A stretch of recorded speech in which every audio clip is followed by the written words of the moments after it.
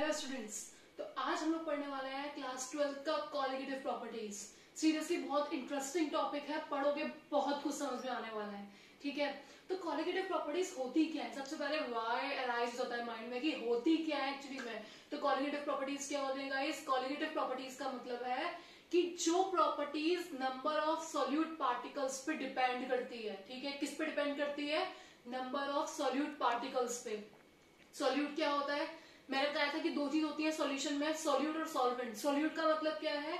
जो कम अमाउंट में प्रेजेंट होता है। सॉल्वेंट का मतलब क्या है? जो ज्यादा अमाउंट में प्रेजेंट होता है, सिंपल भाषा में अगर मैं कहूं तो।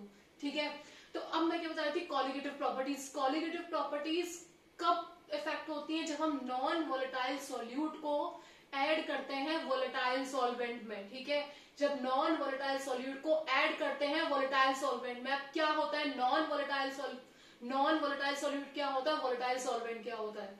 नॉन वोलेटाइल का मतलब जो इजीली वेपर में कन्वर्ट ना हो सके, और वोलेटाइल का मतलब जो इजीली वेपर में कन्वर्ट हो जाए। कोई परेशानी यहाँ तक? ठीक है, वोलेटाइल जो इजीली वेपर में कन्वर्ट हो जाए, नॉन वोलेटाइल जो इजीली वेपर में कन्वर्ट ना हो। अब कौन कौन सी कॉलिगेटिव प्रॉपर्टीज होती है वो हम लोग यहाँ पे डिस्कस करने वाले हैं, और सीरियसली बहुत इंटरेस्टिंग है, तो पूरी वीडियो को देखिएगा और नोट डाउन करते जाइए जो आपको इंपॉर्टेंट लगे। ठीक है, लेट्स स्टार्ट। तो क्या है सबसे पहला कॉलिगेटिव प्रॉपर्टी है कॉलिगेटिव प्रॉपर्टी, है ना? Colligative properties. तो हम लोग पहली कॉलिगेटिव प्रॉपर्टी क्या पढ़ेंगे बच्चों? फर्स्ट कॉलिगेटिव प्रॉपर्टी क्या होती है? Relative lower in vapour pressure. कैसे होती है पहले मैं आपको समझाती हूँ अच्छे से। ठीक है, सपोज ये क्या है? ये है आप लोग गेट पे बैठे हुए हो। ठीक है, आप लोग कहाँ बैठे हुए हो? गेट पे जस्ट। ठीक है, और गेट पे क्या है? आप गेट खुला हुआ है तो आप इजीली क्या कर सकते हो? वहां से इजीली जा सकते हो बाहर। ठीक है, अब गेट पे आके कोई बैठ जाए, ठीक है, तो क्या आप गेट पे से बाहर इजीली जा सकते हो? नहीं। इसका मतलब जब गेट खुला हुआ है और आप गेट से बाहर इजीली जा सकते हो तो आप कौन हो? वोलेटाइल। आप कौन हो? Volatile solvent. लेकिन जैसे ही आपके अंदर मैंने नॉन वोलेटाइल सॉल्यूट को डाल दिया तो क्या हो गया? आपके गेट पे आके कोई बैठ गया तो क्या आप इजीली बाहर जा सकते हो? नहीं जा सकते। इसका मतलब जब आप इजीली बाहर जा सकते थे तो आपका वेपर प्रेशर बहुत ज्यादा था। ठीक है, क्लियर एक बात? लेकिन जैसे ही तो मैंने मान लिया कि वेपर प्रेशर कितना था? P not. ठीक है, जब आपके अंदर कुछ भी ऐड नहीं किया है, ठीक है, तो आप इजीली बाहर जा रहे हो। किसका वेपर प्रेशर है? सॉल्वेंट का। उसके अंदर कुछ मिला नहीं है अभी। अब जैसे क्या किया मैंने? सॉल्यूट को उसके अंदर ऐड कर दिया। सॉल्यूट को ऐड करने का मतलब है गेट पे कोई बिठा दिया तो क्या आप इजीली बाहर जाओगे? नहीं जाओगे। इसका मतलब आपका वेपर प्रेशर क्या हो जाएगा? कम हो जाएगा। समझ आ रही है? किसकी वजह से कम हुआ? सॉल्यूट को ऐड करने की वजह से कम हुआ। तो कितना हो जाएगा? P1। ठीक है, नॉन वोलेटाइल सॉल्यूट को ऐड करने पे कितना हो गया? P1। बिना ऐड करे कितना था? P01। ठीक है, घटा ना, क्योंकि पहले तो क्या था? ज्यादा था, क्योंकि आप खाली थे तो आप कभी भी जाओ कभी भी आओ। लेकिन अब गेट पे आके कोई बैठ गया तो जाके दिखाओ जरा। तो इसका मतलब क्या हो गया? वेपर प्रेशर डिक्रीज हो गया। इसलिए इसका नाम क्या है? Relative lowering in vapour pressure. Vapour pressure क्या हो गया? डिक्रीज हो गया। रिलेटिव का मतलब क्या होता है? In comparison. मैंने कहा मेरे रिलेटिव वो है, मेरे रिलेटिव अलीगढ़ में रहते हैं। इसका मतलब क्या है कि मेरा उनके साथ कोई रिलेशन है, उनका कोई कंपैरिजन है हम दोनों का। ठीक है, तो क्या होगा? P01 minus P1 upon P01। Clear है बात सबको? ठीक है, इसके साथ कंपैरिजन है, पहले वाले के साथ कंपैरिजन कितना डिक्रीज हुआ है उसका। ठीक है, ये किसके बराबर होता है? ये बराबर होता है आपका मोल फ्रैक्शन के। किसके मोल फ्रैक्शन? किसका मोल फ्रैक्शन? सॉल्यूट का मोल फ्रैक्शन। ठीक है, क्योंकि हमने नॉन वोलेटाइल सॉल्यूट को ऐड किया है तो उसी पे डिपेंड करेगा कि हमारा वेपर प्रेशर कितना डिक्रीज होगा, कितना लोअर होगा। समझ में आ रहा है? सब क्लियर है ना आपको? ठीक है, तो that is your relative lowering in vapour pressure. अब बहुत एक अच्छी चीज समझने वाली वाली है। क्या?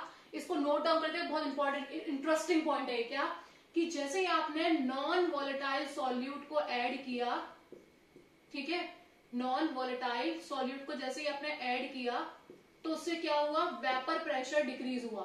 ठीक है, उससे क्या हुआ? वेपर प्रेशर क्या हो गया? डिक्रीज हो गया। जब किसी चीज का वो चीज वेपर में कन्वर्ट नहीं हो रही है, इसका मतलब उसको वेपर में कन्वर्ट करने के लिए मुझे ज्यादा हीट देनी पड़ेगी ना। मुझे उस चीज को वेपर में कन्वर्ट करने के लिए ज्यादा हीट देनी पड़ेगी। इसका मतलब बॉइलिंग पॉइंट क्या होगा? बहुत ज्यादा होगा। इसका मतलब बॉइलिंग पॉइंट क्या हो जाएगा? बढ़ जाएगा। कोई डाउट तो नहीं है इसमें? ठीक है, अब किसी चीज का बॉइलिंग पॉइंट बढ़ जा रहा है तो इसका मतलब क्या होगा? वो जल्दी फ्रीज हो जाएगी। वो वेपर में नहीं कन्वर्ट हो रही है तो कम से कम जम तो सकती है ना, इसीलिए इसका मतलब उसका फ्रीजिंग पॉइंट क्या हो जाएगा? डिक्रीज हो जाएगा, उसका फ्रीजिंग पॉइंट क्या होगा, डिक्रीज होगा। समझ में आ रही है बात, ठीक है। अब एक और इसमें कॉन्सेप्ट आता है, ये तीनों कॉन्सेप्ट तो बहुत ज्यादा इंपॉर्टेंट है, ठीक है। तो इसका मतलब पहले हमने पढ़ ली क्या, relative lowering in vapour pressure, कैसे वेपर प्रेशर डिक्रीज हुआ। मोल फ्रैक्शन का फॉर्मूला क्या होता है, जल्दी बोलो, मोल फ्रैक्शन ऑफ सॉल्यूट। जल्दी से आंख बंद करके जल्दी से कॉन्सेप्ट को अपने दिमाग में लेके आओ, सोचो क्या होता है। मोल फ्रैक्शन ऑफ सॉल्यूट होता है number of moles of solute divide by number of moles of the solution. तो क्या होगा ये, P01 minus P1 upon P01 is equal to WB upon, सही बात है ना, WB आया NB upon NB plus NA, number of moles of solute divide by number of moles of the solution. Clear है। NB की जगह क्या लगा दोगे, WB अपॉन MB, यहां पे क्या लगाओगे, WB upon MB plus WA upon MA। कोई डाउट तो नहीं है किसी को, ठीक है। That is your relative lowering in vapour pressure, note down it जल्दी जल्दी, ठीक है। अब नेक्स्ट टॉपिक पे आते हैं। वेपर प्रेशर डिक्रीज हुआ है पर बॉइलिंग पॉइंट क्या हुआ है, इंक्रीज हुआ है। तो अब आते हैं बॉइलिंग पॉइंट, ठीक है। क्या होगा, एलिवेशन इन बॉइलिंग पॉइंट, मतलब बॉइलिंग पॉइंट इंक्रीज हुआ है, ठीक है। तो देखिए जरा, एलिवेशन इन बॉइलिंग पॉइंट, जब तक कोई सॉल्यूट ऐड नहीं किया है, जब तक कोई नॉन वोलेटाइल सॉल्यूट ऐड नहीं किया है, तब तक वो बॉइलिंग पॉइंट कितना है, TB, T0 भी मान लो, ठीक है। जब तक बॉइलिंग पॉइंट कितना है, T0B। जैसे ही मैंने सॉल्यूट को, नॉन वोलेटाइल सॉल्यूट को ऐड कर दिया तो बॉइलिंग पॉइंट कितना हो गया, TB, ठीक है। मैंने बोला एलिवेशन इन बॉइलिंग पॉइंट, इसका मतलब बाद वाला बॉइलिंग पॉइंट ज्यादा होगा, ठीक है। तो क्या करेंगे, TB minus T0B is directly proportional to the molality, ठीक है। जितना तुम ऐड करोगे मतलब मोलालिटी के डायरेक्टली प्रोपोर्शनल है, ठीक है। TB minus T0B is directly proportional to molality, molality. और जैसे ही हम डायरेक्टली का साइन हटाते हैं तो क्या लगाते हैं, is equal to a constant, और वो कांस्टेंट यहाँ पे क्या होगा, KB। KB का मतलब क्या होता है, इबिलियोस्कोपिक कांस्टेंट, ठीक है। और molal elevation constant, write down it, molal elevation constant और इबिलियोस्कोपिक कांस्टेंट, ठीक है। अब क्या होगा, मोलालिटी का फॉर्मूला लगाओ यहाँ पे, क्या फॉर्मूला होगा, KB।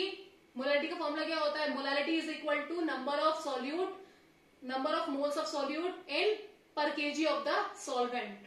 तो क्या होगा, WB upon MB into W1N या फिर WA इन KG। समझ आ रही है। B का मतलब सॉल्यूट, A का मतलब सॉल्वेंट, जो हम पहली वीडियो में पढ़ चुके हैं, ठीक है। तो next is that is your elevation boiling point. Boiling point बढ़ गया, देखो बाद वाला बॉइलिंग पॉइंट ज्यादा है, पहले वाला बॉइलिंग पॉइंट कम है, और किस पर डिपेंड कर रहा है, मोलालिटी पे डिपेंड कर रहा है, ठीक है। KB क्या है यहाँ पे, इबिलियोस्कोपिक कांस्टेंट, ठीक है। तो यहां से कभी कभी क्या करते हैं हम लोग, MB निकालते हैं। वो MB क्या होता है, कैलकुलेटेड मोलर मास, ठीक है। और जो हमें दे रखा होता है वो क्या होता है, ऑब्जर्व मोलर मास, ठीक है। क्लियर है सबको ये। नेक्स्ट कोलिगेटिव प्रॉपर्टी है, फ्रीजिंग पॉइंट डिक्रीज हो रहा है, इसका मतलब क्या होगा, लोअरिंग इन फ्रीजिंग पॉइंट, ठीक है, डिप्रेशन इन फ्रीजिंग पॉइंट। तो नेक्स्ट प्रॉपर्टी है डिप्रेशन इन फ्रीजिंग पॉइंट, ठीक है, डिप्रेशन इन फ्रीजिंग पॉइंट, ठीक है। फ्रीजिंग पॉइंट डिक्रीज हो रहा है, इसका मतलब पहले फ्रीजिंग पॉइंट कितना है, T0F, बाद में कितना हो गया, TF। इसका मतलब डिक्रीज हो रहा है तो पहले वाले में से बाद वाला माइनस करेंगे, किसके डायरेक्ट प्रोपोर्शन होगा, मोलालिटी के डायरेक्ट प्रोपोर्शन होगा, ठीक है। तो T0F minus TF is equal to KFM। KF क्या होता है यहाँ पे, क्रायोस्कोपिक कांस्टेंट और मोलल डिप्रेशन फ्रीजिंग पॉइंट, ठीक है। मतलब मोलल डिप्रेशन कांस्टेंट है और क्या है, क्रायोस्कोपिक कांस्टेंट है, ठीक है। तो ये क्या हो गया, T0F minus TF is equal to KF। M क्या होता है, मोलालिटी। मोलालिटी किसके बराबर होती है, WB upon MB into WA इन KG। समझ आया सबको, कोई डाउट तो नहीं है इसमें किसी को, ठीक है। ये हो गया आपकी थर्ड कोलिगेटिव प्रॉपर्टी। अब नेक्स्ट कोलिगेटिव प्रॉपर्टी है क्या, यहाँ पे मेंशन नहीं है लेकिन क्या है, ऑस्मोटिक प्रेशर। ऑस्मोटिक प्रेशर का मतलब कि सपोज आपके पास क्या है, ये एक रूम है और ये एक रूम है, इसके बीच में एक मेम्ब्रेन लगी हुई है, ठीक है। तो यहाँ पे पानी ज्यादा है, वहां पानी कम है, तो क्या होगा, यहाँ से पानी कम की तरफ जाएगा, ज्यादा से पानी कम की तरफ जाएगा। इसका मतलब क्या होगा, वो इस मेम्ब्रेन के थ्रू जाएगा ना, ठीक है। तो इस मेम्ब्रेन पे ये पानी फोर्स लगा रहा होगा ना, वो प्रेशर एक्सर्ट कर रहा होगा ना।